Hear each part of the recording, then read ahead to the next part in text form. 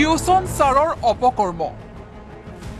অপকৰ্মৰ video' নিজে viral কৰি ফান্দত পৰিল টিউচন ছাৰ ঘটনা হোজাইৰ টিউচন কৰাৰ সুযোগত নৱম শ্ৰেণীৰ ছাত্ৰীক ধৰ্ষণ লম্পট শিক্ষক বিশ্বজিৎ দাসৰ ইমানেই নহয় ধৰ্ষণৰ ভিডিঅ' প্ৰস্তুত কৰি সামাজিক মাধ্যমত ভাইৰেল কৰিছিল লম্পট শিক্ষকজনে হোজাইৰ নিউটন স্কুলৰ প্ৰাক্তন শিক্ষক বিশ্বজিৎ দাসৰ কাণ্ডত হতভম্ব অভিভাৱক ভিডিঅ' ভাইৰেলৰ পিছতেই অভিভাৱকসহ স্থানীয় লোকে লম্পট বিশ্বজিৎ দাসক বিবস্ত্ৰ কৰি গুৰুলাকৈ প্ৰহাৰ কৰি গতাই দিয়ে আৰক্ষী এই ঘটনাৰ খবৰ বিয়পি পৰাৰ পিছতেই থানাত বহু লোক উপস্থিত হৈ ধৰ্ষণকাৰীক কঠোৰ শাস্তিৰ দাবীত উত্তপ্ত পৰিস্থিতিৰ সৃষ্টি কৰে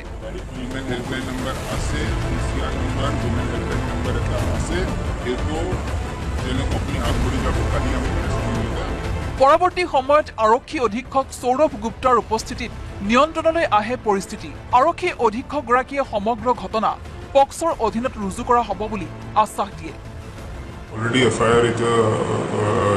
ৰেজিষ্টাৰ হৈছে তাক আমি মোষ্ট ষ্ট্ৰিক্ট ছেকশ্যন আমি পক্সো ইনভোক কৰিব পাৰিম SC/ST prevention of atrocities act invoke কৰিব পাৰিম আৰু ভাৰতীয় ন্যায় সংহিতা BNSৰ যিমান ষ্ট্ৰিক্ট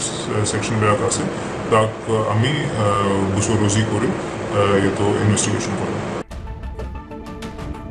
উল্লেখযোগ্য যে ভুক্তভোগী কিশোৰীগৰাকীৰ এগৰাকী বান্ধৱীকো আৰক্ষীয়ে আটক কৰি চলাইছে জেৰা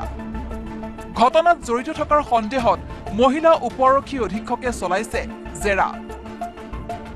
আনহাতে এই ঘটনাৰ পিছতেই ধৃত ধৰ্ষণকাৰী বিশ্বজিৎ দাসক ফাঁচী নতুবা এনকাউণ্টাৰৰ দাবীত প্ৰায় 2000 লোকে উলিয়ালে প্ৰতিবাদী সমদল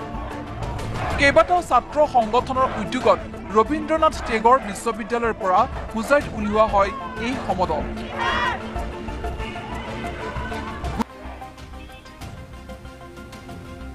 আমাৰ হোজাই পুলিচে যোৱাকালি পোৱাৰ লগে লগে তাৎক্ষণিকভাৱে